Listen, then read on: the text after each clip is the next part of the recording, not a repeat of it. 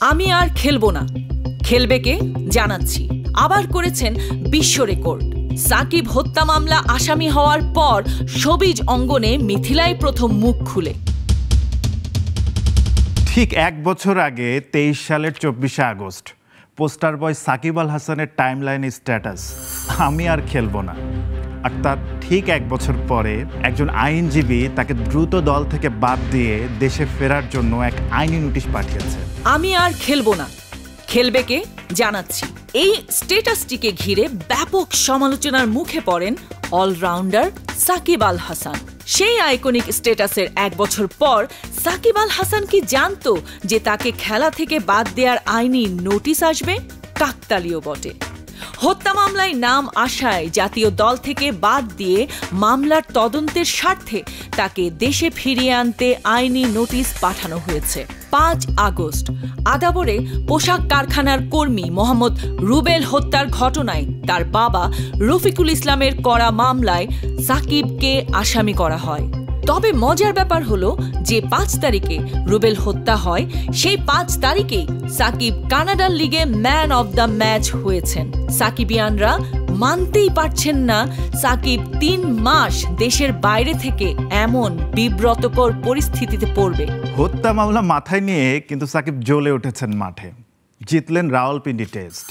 কিন্তু খেলার মাঝখানে একটু মেজাজ হারিয়েছিলেন, রাগে বল ছুঁড়ে মেরেছেন।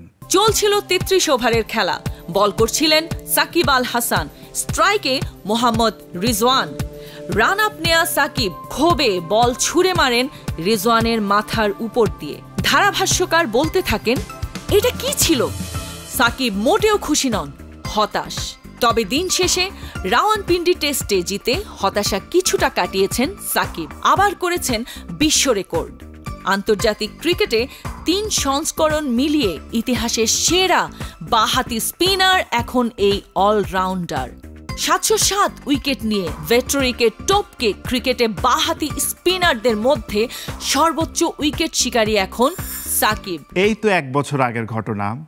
মিস ইউনিভার্স মিথিলাকে সাকিবকে নিয়ে কোনো প্রশ্ন করলে ছিল মেবি, বাট আমি এটা নিয়ে কথা বলতে চাই না। তিনি উত্তর দিতেন না। কিন্তু হত্যা মামলার পরে তিনি স্ট্যাটাস লিখলেন, সেটা আবার মুছেও ফেললেন। তারা কি আবার কোনো সম্পর্কে জড়াচ্ছেন? গণমাধ্যমে নিজের ব্যক্তিগত জীবন নিয়ে খোলামেলা ভাবেই কথা বলেছিলেন মিথিলা। বিশ্বসেরা অলরাউন্ডারের সাথে প্রেমের সম্পর্কে ছিলেন এমনটাই জানিয়েছেন। সম্প্রতি সাকিবকে নিয়ে তাকে কোনো প্রশ্ন করা হলে এড়িয়ে যেতেন, কিন্তু সাকিব হত্যা মামলা আসামি হওয়ার পর শোবিজ অঙ্গনে মিথিলাই প্রথম মুখ খুলে টাইমলাইনে একটি স্ট্যাটাস লিখেন, পরবর্তীতে অবশ্য মুছেও ফেলেন। তিনি লিখেন, আর যাই করুক না কেন সাকিব খুনি নয়। সাকিব ক্রিকেটেই সুন্দর, রাজনীতিতে নয়, লিখেছেন ক্রিকেটার রুবেল হোসেন।